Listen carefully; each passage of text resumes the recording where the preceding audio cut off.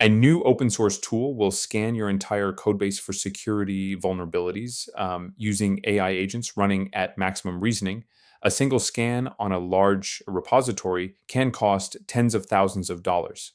Vercel, the company behind it, says their customers use it anyway because of what it finds. The tool is called Deepsec, built by Vercel Labs, and it's worth understanding both what it does and how it's built, because the design choices here say a lot about where serious agentic tooling is headed. Here's the core idea. Deepsec runs coding agents, Claude, Codex, whichever you configure, set to their highest thinking level, specifically to find vulnerabilities that have been sitting in a codebase for a long time undetected. Not the vulnerabilities a fast linter catches, the ones that require an agent to actually reason about how a piece of code behaves in context across files, the way a real attacker would. That reasoning is expensive. The tool's own documentation is upfront about it. Scans can cost thousands, sometimes tens of thousands of dollars for a large code base. Vercel's stated position is that their customers have found the cost worth it for how fast they could patch vulnerabilities that would otherwise have gone unfixed indefinitely.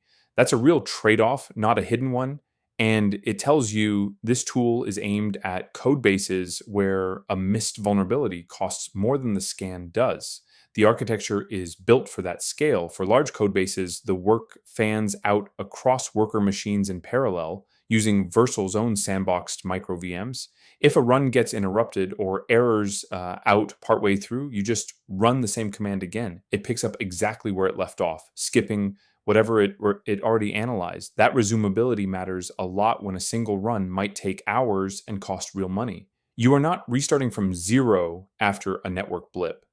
The workflow itself is a pipeline, not one big black box. A fast, no AI rejects pass finds candidate sites first.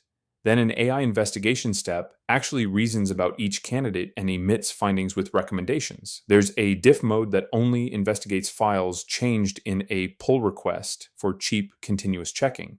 A lightweight triage step classifies severity using a cheaper model before you spend real money on deep investigation. And a revalidation step rechecks old findings against your Git history to see if something already got fixed, so you're not paying to rediscover a bug you already patched.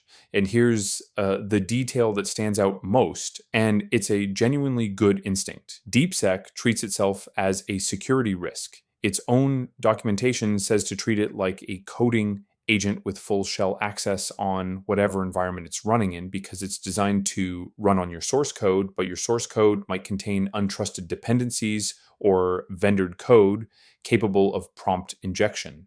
Their mitigation, when running in a sandbox, the API keys for the coding agents are injected from outside the sandbox, so they can't be exfiltrated even if something in your code base tries. And network access from the worker sandboxes is limited specifically to the coding agent's own hosts.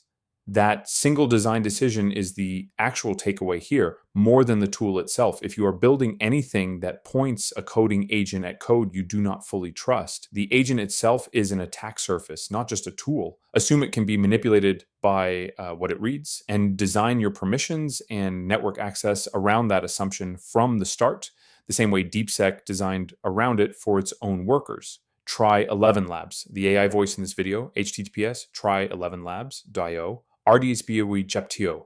This video contains affiliate links